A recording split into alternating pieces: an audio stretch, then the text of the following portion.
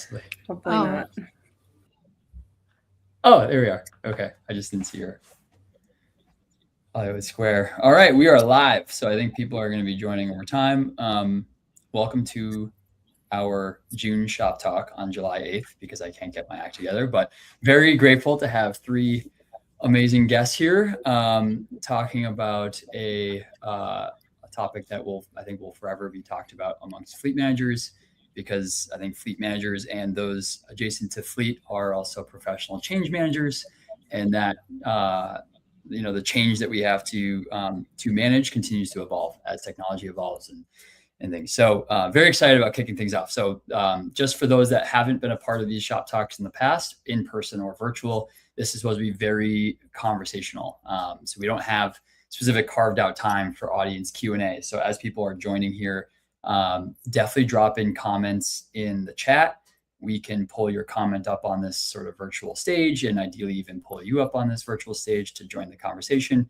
But again, the point of this is to really be conversational amongst peers, kind of handling the same types of problems at your organizations, doing similar type of work. So, the more people engage with this, the more valuable it becomes. But without further ado, what we're going to talk about today is primarily around driving change. I think originally we were talking about technology, but change is more broad, right? Examples that I hear constantly that I think all three of these guys have probably dealt with in some form or fashion is adopting new technologies. So whether you're talking about ERPs or CMMS systems, or one of the hardest ones probably is dash cams, because of the emotional response you get back from installing dash cams. But then you've also got changing processes, right? Like trying to get daily inspections, preventing equipment hoarding, things like that. You got changing behavior. You got changing some of the fundamentals, moving from a decentralized to a centralized fleet, or rolling out internal rates. So there's just a ton of change involved in the world of fleet. And this is sort of meant to be a conversation around how these guys have, some of the stories of change that they've driven in their organizations, and some of the learnings that they've picked up along the way on how to counteract some of the resistance that you'll naturally deal with in rolling out change. So we're going to start by going around the room, and if each of the three of you could introduce your name, your role, the company, and tell us a little bit about what you guys do at your company, and then we'll get things kicked off from there. So let's start with you, Brooke, if you don't mind. Yeah, thanks so much for having me. I'm Brooke Speiser. I'm the equipment manager at Kwest Group. We are based out of Ohio, but we work pretty much all over the United States. We work in a couple of different markets. We are mostly into heavy civil. We work in the energy market, public market. We do a lot of work in the Carolinas, industrial markets, and again, in the public space, we do a lot of the federal work for airports as well. So excited to be a part of the conversation, very privy to change, and especially the pain points that come with it. So looking forward to it. Awesome. Yeah. And known Brooke for a long time now, so I'm also privy to some of the change you have driven and been a part of, which has led to a lot of your accolades amongst the fleet world. So Brooke is a celebrity in my tiny little corner of fleet management. So very grateful for her to be on. Robert, how about you go next, if you don't mind? Okay, I'm Robert Holt with Clyde Company. So we're mainly based out of Utah and function in the Western United States, very similar to Brooke. We have aggregate divisions, heavy civil contracting, private contracting, and then we also have some fuel markets. So we have a wholesale fuel company and some other vertical integrations that we do for supply chain. My role here is I'm a fixed asset enterprise program manager. So a little bit disconnected directly from our fleet. I manage the software and the integrations, and also the support systems behind them, and then a lot of the business processes. So a lot of like the SOPs, how the company's going to function, kind of what Ben touched on, decentralized, centralized, what we manage at the enterprise versus what the autonomy functions within the companies. I've been with Clyde Companies for about 16 years. So awesome. Yeah, Robert is similar to Corey, which we'll get to in a second here, is part of a multifaceted change, right? Where you have Clyde Companies as a group, is a massive organization, and has lots of companies that operate within that umbrella. So I'm sure that there's different cultures within each of the separate companies, as well as the culture amongst the parent organizations. So definitely. I know that will resonate with Corey, who, if you don't mind introducing yourself. No problem. My name is Corey Spain. I am the Director of Fleet Operations at King Asphalt. We're part of the Construction Partners family of companies. Multiple different operating companies operating throughout the Southeast. The arm that I operate is the South Carolina and North Carolina arm. We have approximately 2,100 pieces in our fleet. Actively tracked pieces.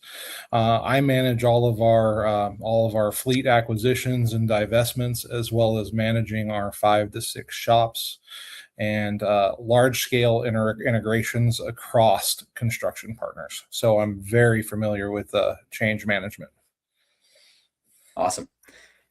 Well, like I said, very grateful to have these 3 folks speaking to us. So those that are sort of slowly dripping in, just as another reminder before we get into some of the questions here, is please drop comments into the chat. We're not kind of pausing or breaking for audience Q&A, and we really would love to hear from you guys on what questions you have for this group. So let's start off with just some storytelling. I think setting the scene and get into some tangible examples, and that's the goal into broadly talking around change. So let's start with you, Brooke. I know Kwest has come a long way since you were there, and your roles evolved a lot. So maybe one story that stands out in your mind of a change that you were responsible for driving, and maybe what are talk through some of the scars that were left behind as part of that has helped you with other initiatives. Absolutely.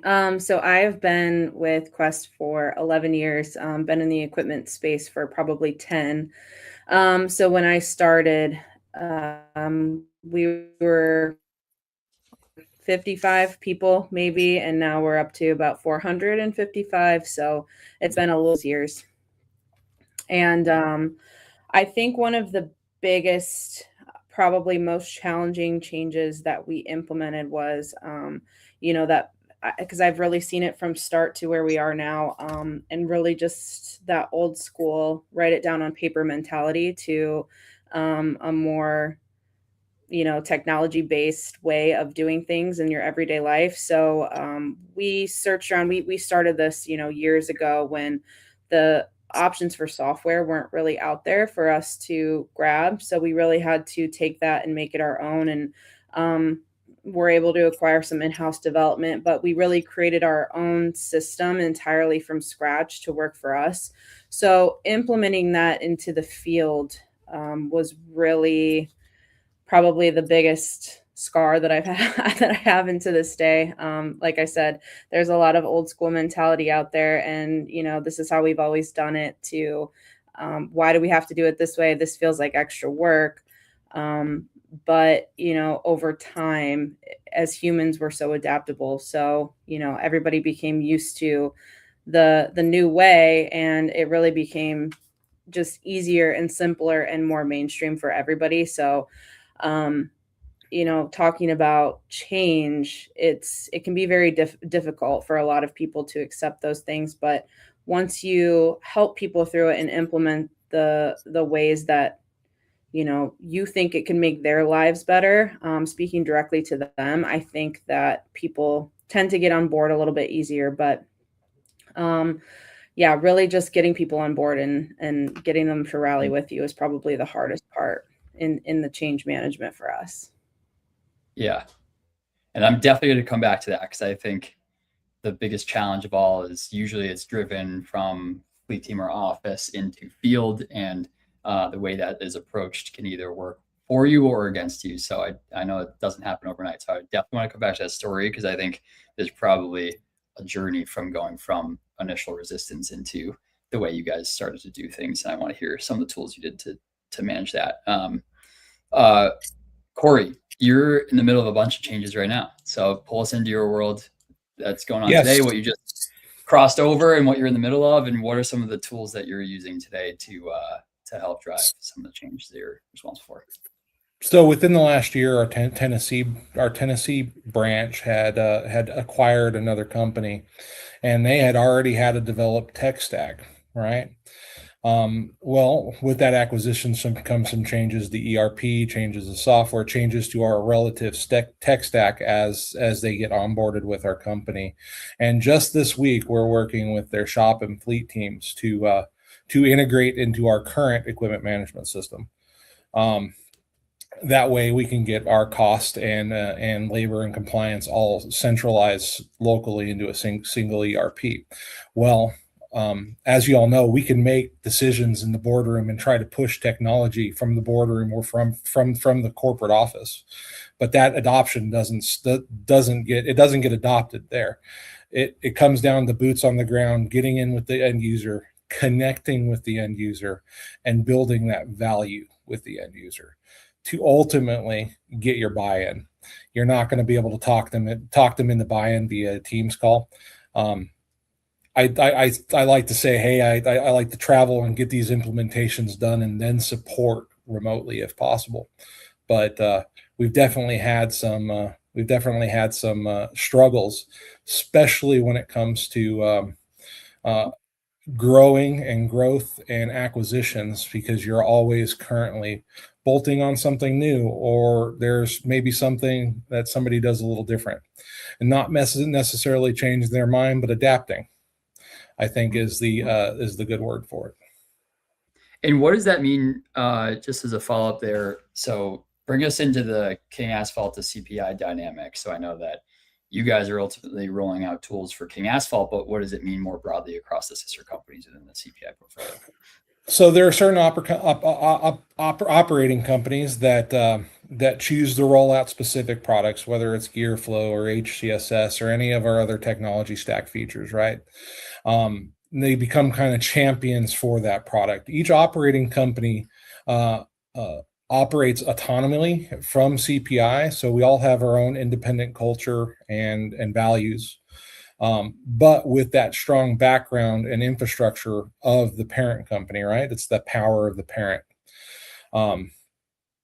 We utilize that to build our tech stack and our change at a small level, bringing in maybe a select subset of users to see if it works and growing it from there, planting that seed and growing it.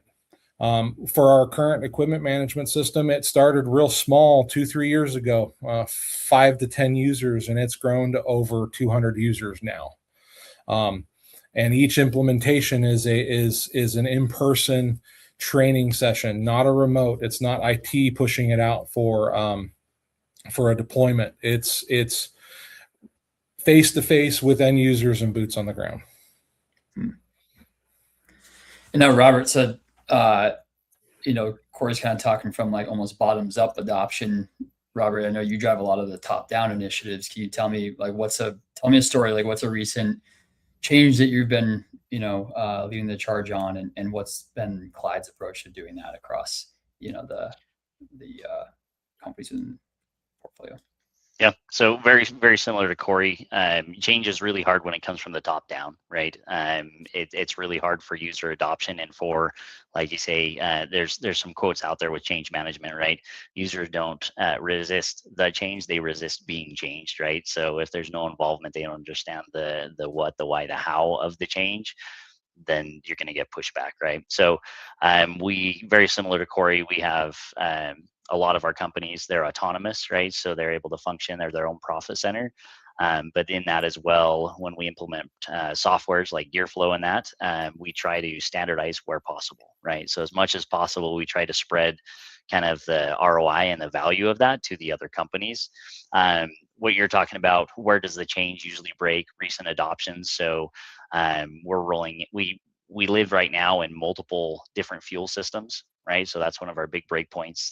We have fuel spread across probably 6 or 7 different softwares, everything from homegrown apps to, some larger ones that most of you probably know about. And so what we're doing is we're trying to centralize those all into a single software, so we have better visibility and better securities.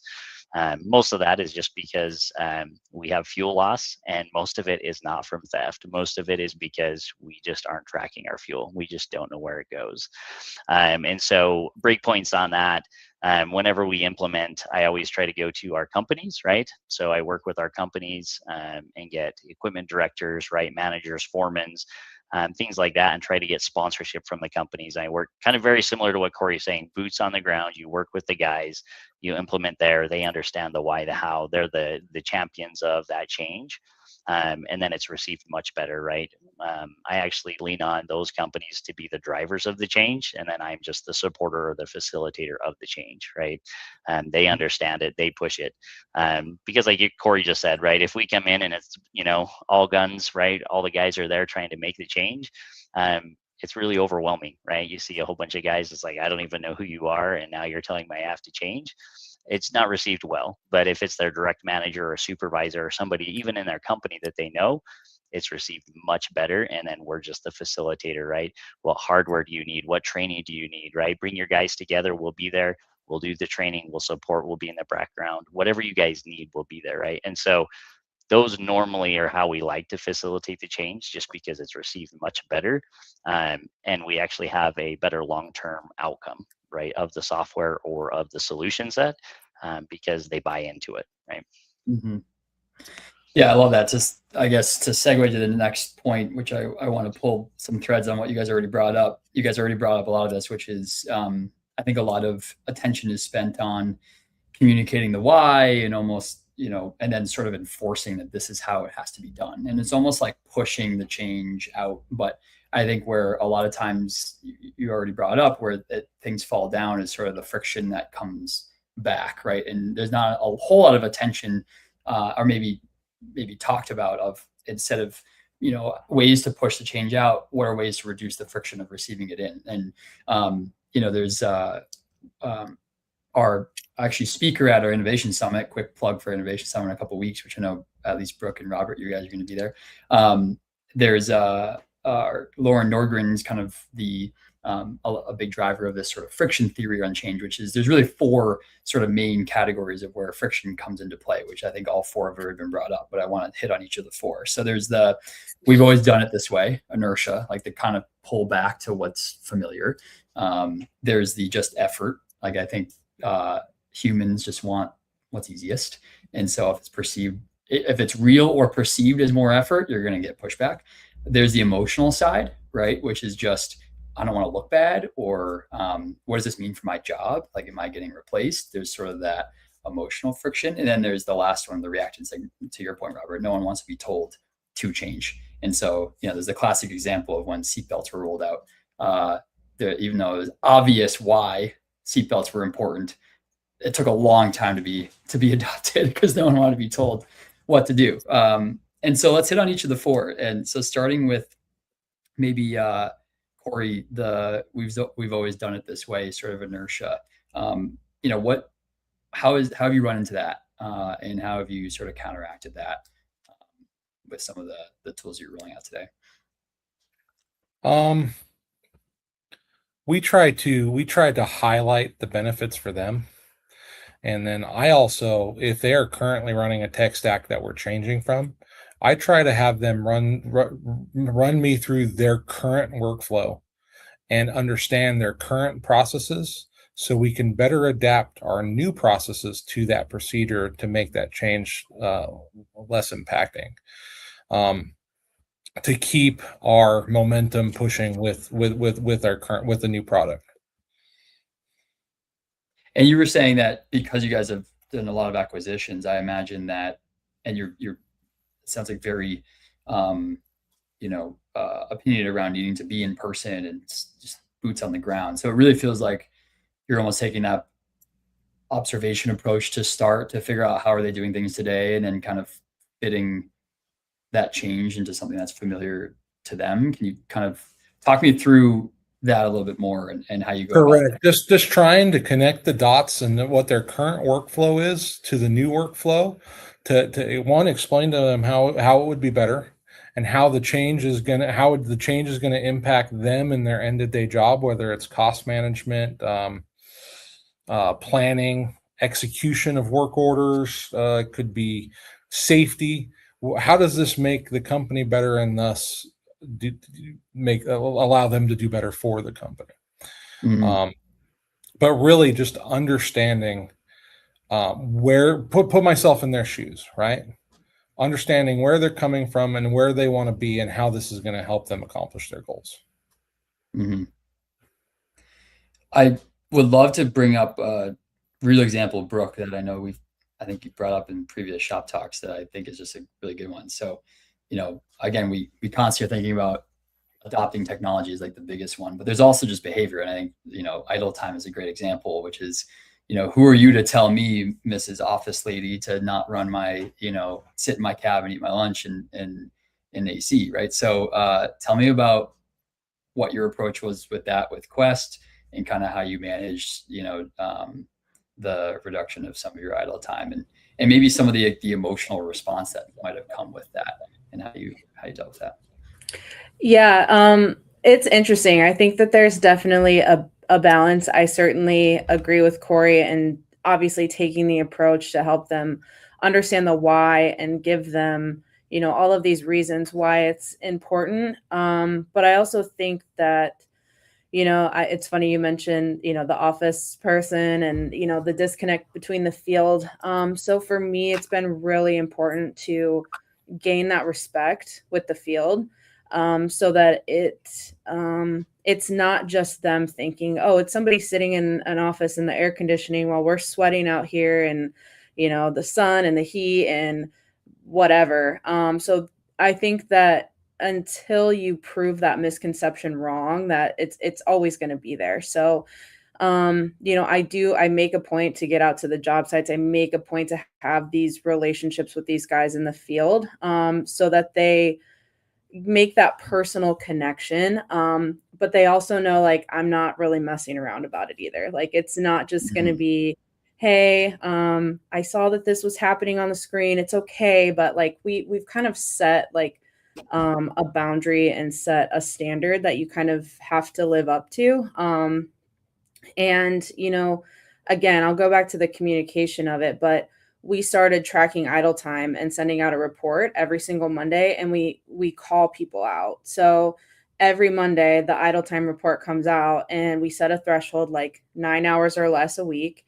And if you idle over more than 9 hours, there's some leniency with that, with the temperature and depending on the work you're doing, but your name's going to show up and that's going to blast out to the company. And nobody really wants to see their name show up and, the other guy's giving you crap because of it. So, almost like gamification in a way without making it too much of a competition. But I certainly think the relationships, the respect, and really just highlighting what they're doing so other people can see it, I think are really important. Yeah. I love that. Let's stay on that. So I know from 55 to 455 is quite the growth. So were you ever a part of the rollout of dash cams as well? I know that's a common classic example of, putting a camera in my truck, I don't want you to watch me. So were you a part of that? And if so, tell me about what you learned there. Yeah. So the way our equipment department is set up, so we do yellow iron and DOT are kind of a separate component, but Adam, who is in our DOT department, was really the biggest part of that rollout. But, I was there when we started with the basics of telematics. So, when telematics come out and they show the idle time and they show the location, that was, the big scary thing. They couldn't hoard equipment anymore. They couldn't say, oh, we were using it, but we can tell. And then, we did roll out all of the dash cams. We only do the forward facing. And so we kind of, again, set that line of, we're going to only take it so far with Big Brother. And I think that, again, that balance was kind of there. And I said before, humans are very adaptable, and all of it seems really scary and crazy at first, but once it just becomes a way of the process and the way that you work, it just ends up getting forgotten about, and then it's the next big scary thing. So It was like, it was an uproar at first, but everybody sort of got used to it. And I mean, that's the way of the future. All of the yellow iron is they're going to start having, you can detect people that are around you and detect objects. So it's just, I think it's just the way the world turns, honestly. Mm-hmm. Yeah, I think those two always come to mind as the classic sort of like emotional friction that you get, and yeah, depending on how it's implemented, it can either fall flat, or if you were in that trust ahead of time, then it can be a heck of a lot smoother. Those, idle time in a different way requires effort, but you're not asking them, to put in effort to, use a technology or anything like that, the way, a new CMMS or like inspection type of technology would. So, Robert, on the effort category, you're constantly, I know you personally, just because you love it, but also part of your role is to constantly be looking at technology and how it can be leveraged. I know you guys are also thinking around how to implement sort of like AI strategies for the field to help as well. So talk to me about how you evaluate change, or even just more specifically, technology through the lens of reducing effort for those in the field to kind of help with the adoption. Yeah, so one of the things when we looked at gear flow with Ben, so one of the things that we really looked at on this effort is, so we have a pretty, I would say, audacious goal to be a $10 billion company, right? And so we're on our track there. Within 2034 is our goal for that. So it's a pretty big goal. Like we have some, like, very similar to Corey, right? Lots of acquisitions, lots of organic growth within the company.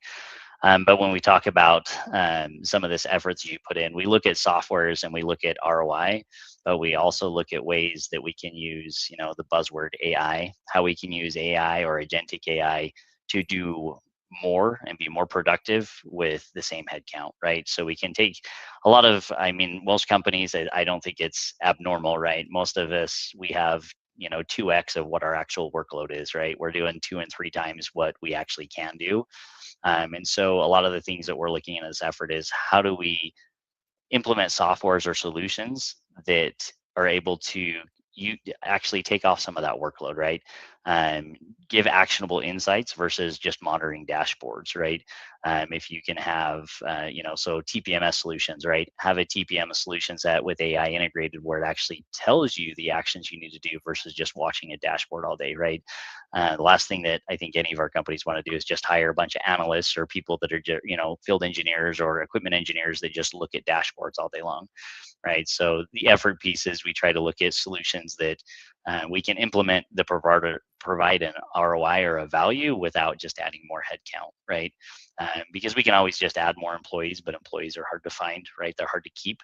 And so if we can implement solutions that make it easier for existing employees, and then, like you say, using those solution sets, we can also hire employees, and it's easier for them to learn and get up to speed and be able to do their jobs as well, right? So that's kind of what we look at in softwares and business processes, things like that. Is we always try to look at ways that it improves it and provides a value without just adding clutter, right? Because I think a lot of times there's so many softwares out there, you can just add software, and I mean, you could just take on all this technology debt, right? A lot of different softwares, and many of them may just be clutter, right? It's just another thing, and I think a lot of times within our equipment and maintenance teams, right, it's just one more thing, right? That's the last thing they need, is one more thing. Is like, hey, I'm here to turn a wrench, I'm here to work, and now I've got so all of our mechanics are on iPads, right? Now I have to do digital work orders, I have to do digital time card, right? And now I have dash cams that are telling when a DVIR has failed. Is like, I just hired to turn a wrench.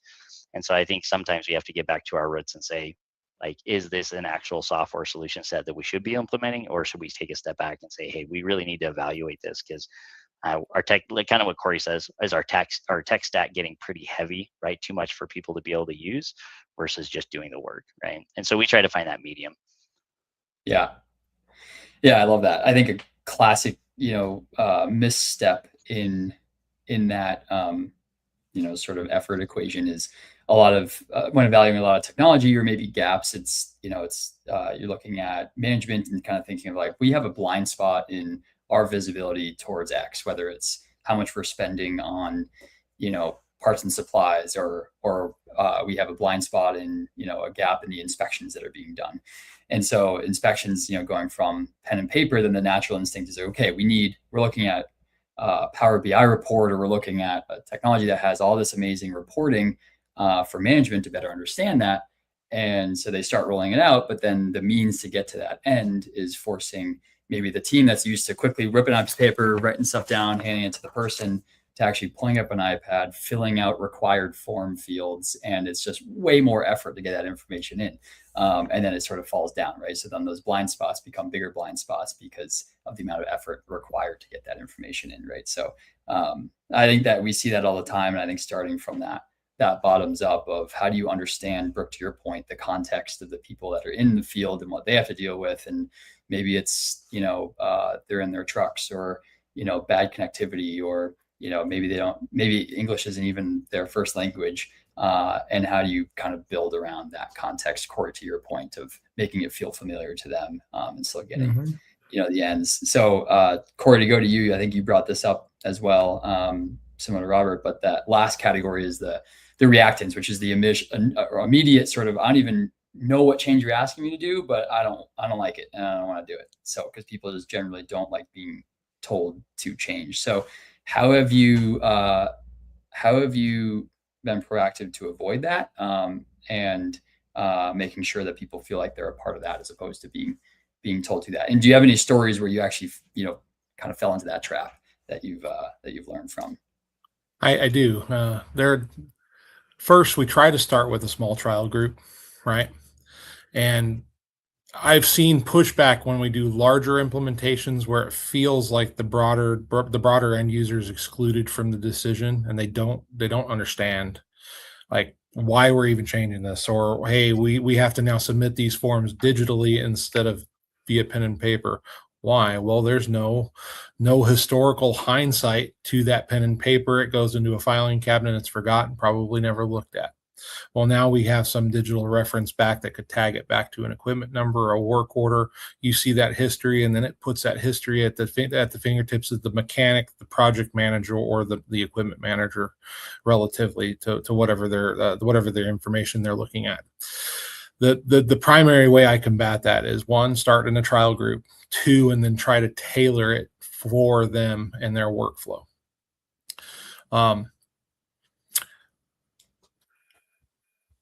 It really comes down to case by case as well. You may have somebody that wants to dig their heels in, but eventually their compliance in a lot of cases is not an option. We don't like to take that hard line approach to any implementation, whether it's dash cams or a work order software or anything, right? We're here to help and work through this. When we first implemented dash cams, we installed the dash cams and we just let them sit for 3 months, and we didn't act on any of the data that we were getting. That we were able to build that trust with our drivers and our end user group to say, hey, we're not actually just watching you all day long. We're not calling you when you're not wearing your seatbelt.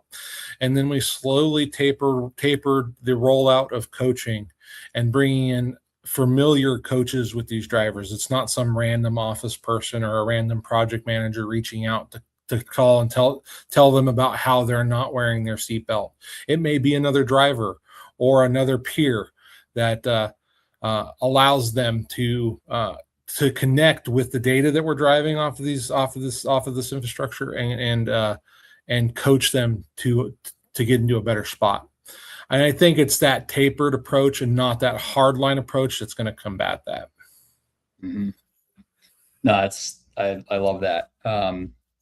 Yeah, the incremental change is ultimately the it's almost you want to try to feel like you rip the Band-Aid off and say this is our protocol, but that's a lot of times when things fail. So starting that small group, that's something that we made a big shift in, even just gear flow rollouts. Is originally it was like, all right, here you go, big red button, you are live. But now it's more of how do you pull it together like a gear flow committee of key people that are going to experience the software in different ways. Like a mechanic, their world is very different than a parts person or a dispatcher or a fleet manager, and they're going to use the system in different ways. So having almost that train the trainer completely changed how adoption happened, and starting small actually help go faster. So another call out to those that are kind of chiming in, definitely drop comments and questions in the chat as we keep going here, and we'll pull your comments and questions in here. All right, so moving on. So I think the general theme I wanted to highlight, dig a little deeper on, is that field to office dynamic that I think has been brought up a number of times, and I think that's obviously a unique challenge in construction, and especially with some of the centralized fleets, right, which are almost economically somewhat separated even from the job site. And so curious, Corey, like what you kind of hit on this a little bit, but what's one thing you've been in change for 20 years, you've been in the fleet space for 15, you've been doing this for a while. So what's one thing you now do differently, maybe the first 30 days of approaching a rollout of some change compared to when you first got started or 5 years ago, and any like stories of that you can think to that helped you maybe make that shift would be helpful. Yeah, I think back to my early days rolling out dash cams, and I was a new I wasn't even an equipment manager at the time. I was an analyst, and I was given the task of pioneering our dash camera program. And being a new hire, you can imagine the strained relationships that caused early in my employment. Getting through that was, and realizing you can't take a hard-lined approach, right? Getting with the driver, even, or getting with the end user and looking and trying to mold it for them, really helped change my mindset. And that's why I talk on it so much. We can always look at these instances and look back and say, most of the implementations that fail don't fail because the technology failed. It's because we failed at implementing it with the end user, right? And there are two things that can really kill any buy-in or adoption, and that's the digital skills gap and or trust or monitoring. When people feel like you're trying to keep tabs on them, or they don't feel like they are able to use that software, your end goal is dead on arrival. Mm-hmm.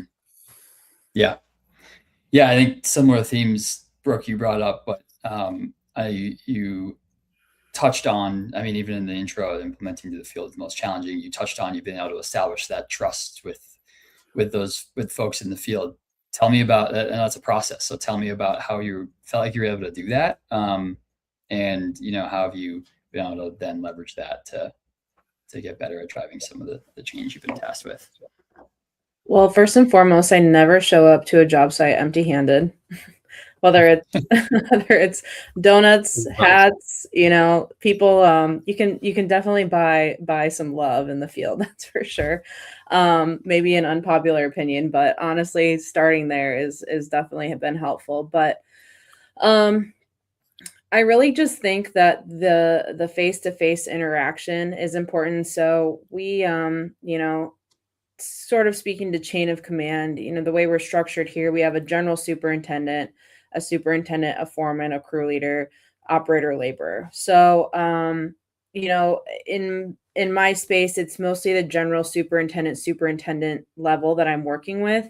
And I'm also managing the mechanics. So knowing that those groups of people really kind of touch everybody else out in the field, I think establishing the relationships with them first and foremost, honestly, is really important. And then when you get out into the field, you already know those people. Those people know everybody else. So it's easier to make a connection with everybody else too. Showing up on the job sites, letting them know you're looking at the equipment, making sure everything's good.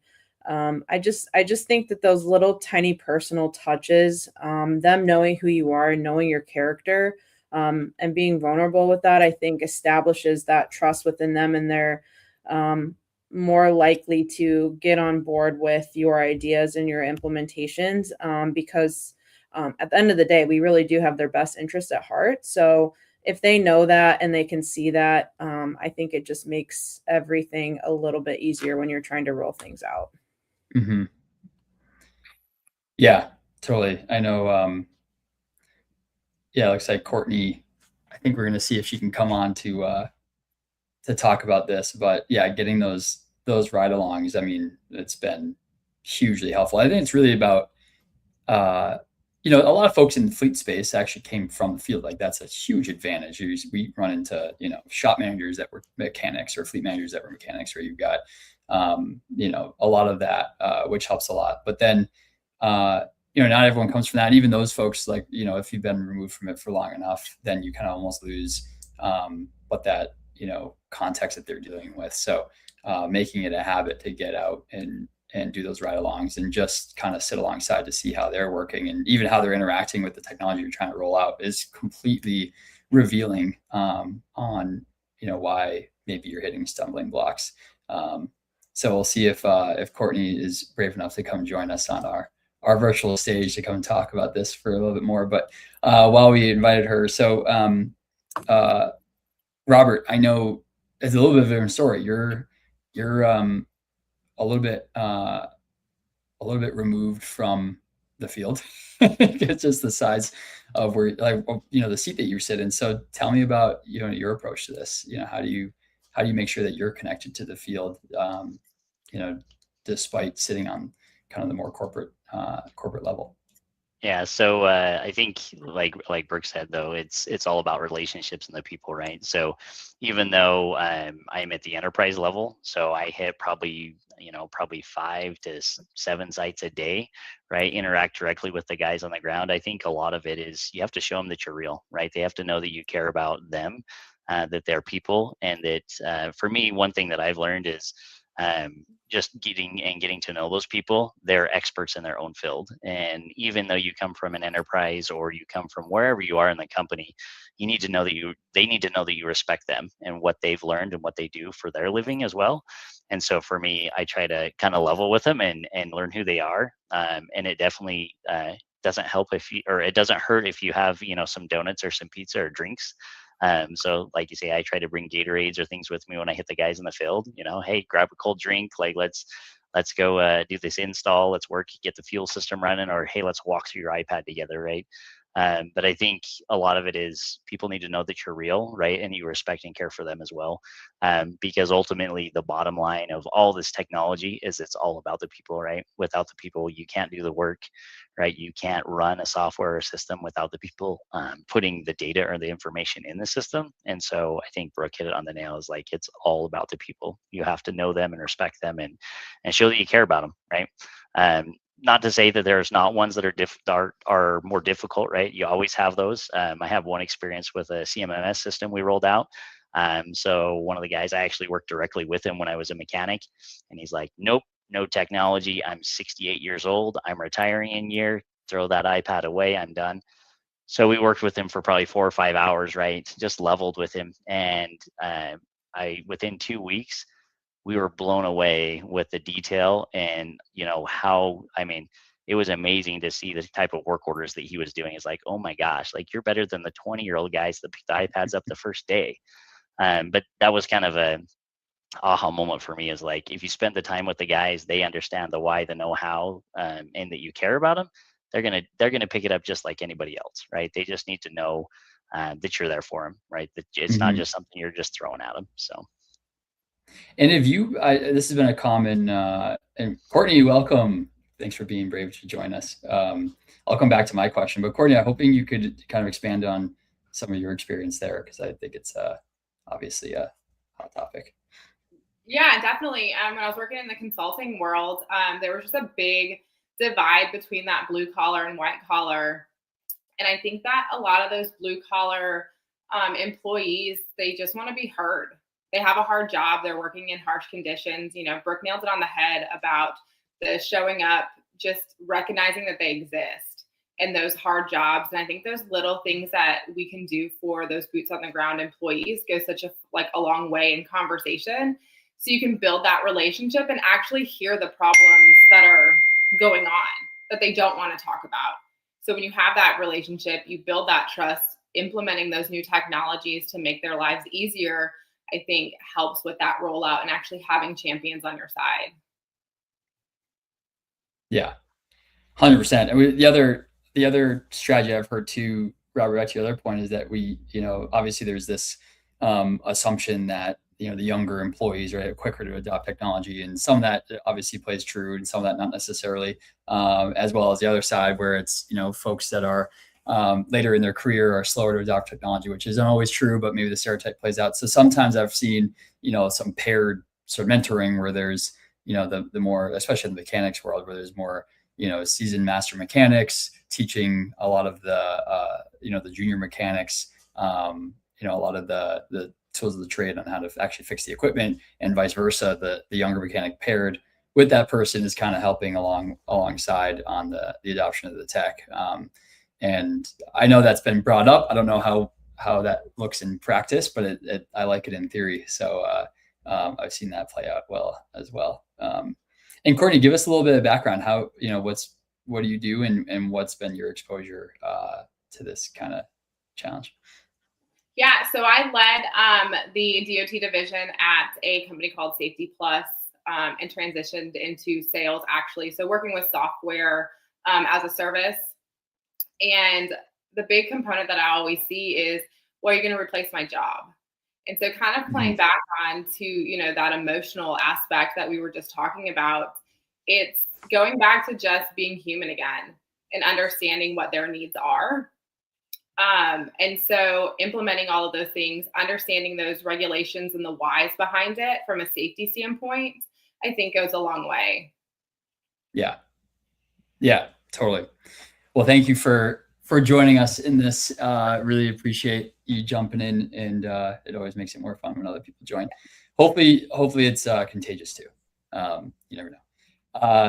Well, that's a great segue to from Courtney to my kind of last points here on how this has changed, right? I know a big driving force is I know sometimes the hardest change to drive is this tech adoption, and to Robert, your point, it's easy to get into this trap of tech for tech's sake.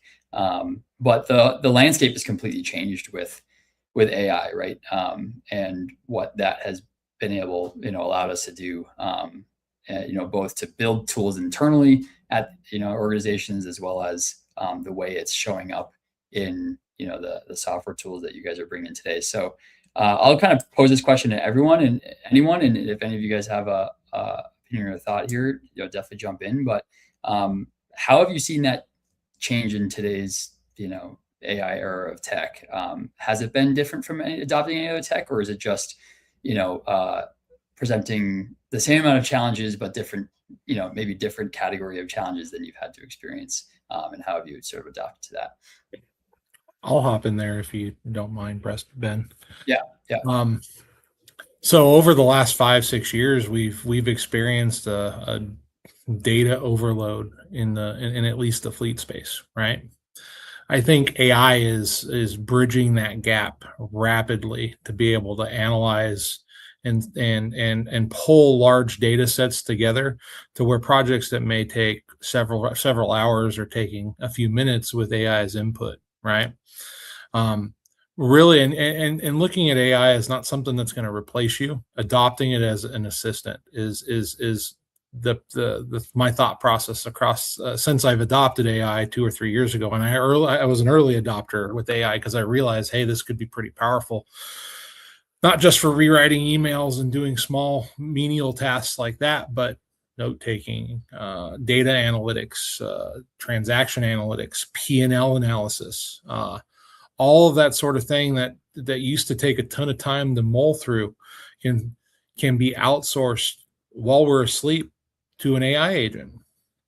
And that has been really beneficial, not to just increase my productivity, but also give me more time back with my family. Yeah. I love that you ended that with that, because I think, there's been this prevailing sky is falling with the labor gap, which is true, right?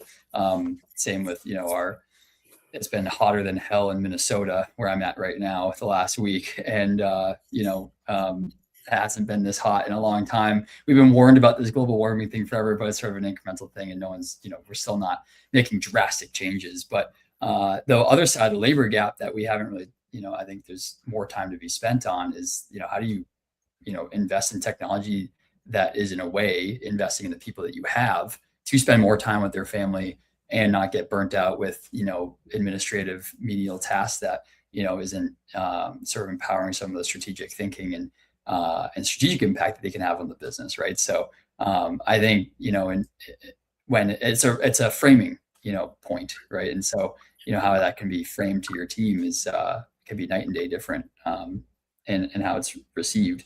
And to the same point, Robert, you already brought up, you can get tech bloat really quick, or in the form of tech debt, and everything's being pitched as an AI tool right now. So how do you kind of sift through the noise, and what do you feel like, how are you evaluating what's worth putting in front of your team, thinking through the lens of almost like the progress and change that you're trying to make at the company? Yeah, so we do a ton of, it's not necessarily AI, right? But we do a ton of BI reporting. But one of the things we found with BI reporting is it's just static data, right? Or it could be dynamic, right? Update daily or hourly or whatever. But one of the things we found is you still have to have somebody go and use that data to make action, right? And so we're currently, I'm not saying we're great at it, kind of where Corey's at, right? We have AI and we use it in different spaces, but we're currently, I would say that the equipment side was probably lagging on the software, right? On the solution sets, but now there's an abundance of availability for AI, right? Whether that's through, like Corey said, equipment analytics for P&L statements for shops or for individual equipment assets, right? So one of the things like with AI is we're actually in kind of some discovery right now with a company, just providing data from our CMMS system, our accounting system, and we're actually having them provide us a report, give us some dashboard views before we ever we signed an NDA and a kind of a non-compete with them to just say, hey, we're going to provide you data, but show us something that's actionable, right? Because I think we talked up a little further this tech stack bloat. Like if you go to implement a solution set and it doesn't provide the value, you have to be ready and willing to say no, right? You have to say no, it's not the right fit. And that's a hard, like when you're going through a project, and even like you say, once you get people within the company that are excited to do it, that's hard to say, right? That's hard to say, no, we're not doing it, right? We've invested a lot of time. Even if you don't sign a contract, you invest time and money and all the data gathering to do it. But I think in the end, right, if the AI doesn't fit and it's not doing what you need it to, right, it doesn't give you ROI, this headcount reduction, right, or reduce the workload, you just have to say no, right? Even though it's the buzzword, everybody wants it, but if it's not the right fit, it's not the right fit. So, but we're doing a ton of discovery, right? We provide data. We want to see the insights, see what it can provide us before we ever make a kind of a gut check or a step feeling to go in and actually implement, right? Yeah, I think I think Brooke, you might have been at the shop talk at, I ran with HCSS and Anthony Stearns, but I've been reusing his verbal meme all the time when they talk about AI, where he's like, there's this meme kicking around at underground construction. It was just like, what do we want? AI, when do we want it? Now, what do we want to do with it? We don't know. And so, but, as far as, back to the friction conversation with change and those 4 frictions with the, the pull back to status quo, the effort required to make the change, the emotional, like maybe resistance or reaction to it, and then the reactance to, I don't want to be forced to change. I think the 2 that stand out in the AI era that might be different than ever before in history is effort and emotion, right? Effort as in now in different ways than ever, we can reduce and eliminate the effort needed to bring on this change. But at the same time, we've never probably had stronger emotional friction and reaction to AI of, is this taking my job and things. So curious for any of you 3, how is there any specific categories that you're looking at using this technology to reduce effort in whatever change you're trying to do, as well as, and or have you dealt with some of that emotional friction that comes with it, and how have you counteracted that? Kind of open question. Yeah, I'll hop in on that one. You know, kind of going back to the constant changes, I think that the worst part about it for us is the constant minor changes. So, you know, to both Corey and Robert's point, talking about that, you know, it's almost being intentional about it and almost being ahead of the curve and figuring out what's coming next and taking that in, seeing if that's actually going to work for you, and then implementing it to get less of emotional reaction. Because if you implement something and it's not right or it's too much from the start, and then you have to go back and change it again, and then change it again, and then change it again, I think that's where the most emotion comes from, are those little changes that constantly happen. So if you're intentional about it, if you know, like Corey said, have that group of people that you're testing it out with, and maybe make sure those are the right people to feel that little change over and over until it gets comfortable and correct and you feel confident in it, and then push it out. I think that's when the least emotion happens. Like it's going to happen regardless, but maybe not as impactful as if you do it maybe right the first time and have a lot of buy-in in it. Yeah.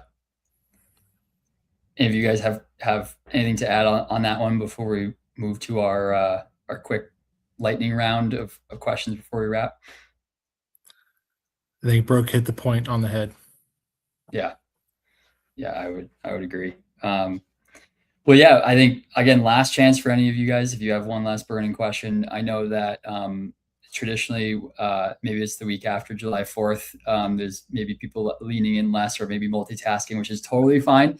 And if so, I know that traditionally that LinkedIn DMs wind up getting hit up, whether you guys knew that you signed up for that or not afterwards. So I'm sure that all three of these you guys would be willing to answer any questions after the fact as well. But without further ado, so the last kind of question I want to hear, same question to each of you, is, you know, for, call it a fleet manager or fleet adjacent, you know, role that's kicking off some sort of small or big change, you know, right now, next month.